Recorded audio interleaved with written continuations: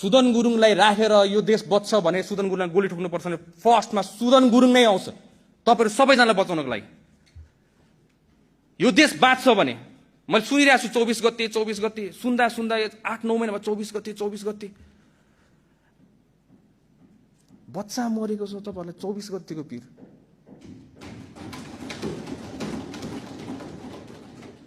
कति कुरा नियम अहिले भनिरहेछ हाम्रो जेनजीको माग कति पूरा भएको छैन। त्यो नियम कानुन अड्काउने कसले बनाएको? हामीले बनाएको। पुरानो नियम कानुनमा टेकेर गरेन फेरि भ्रष्टाचारको मुद्दा लाउने फेरि त्यही प्रतिपक्षको साथीहरु मानिन्थ्योहरु होला फेरि भ्रष्टाचार भयो भनेर भन्नु होला त्यहाँ कसैलाई न्याय दिँदै गर्दाखेरि त्यो पनि विचार गरेर गर्नु पर्यो हामीले त।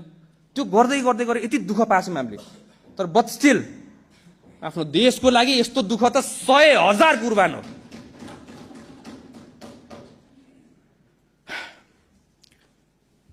हुन्छ महोदय।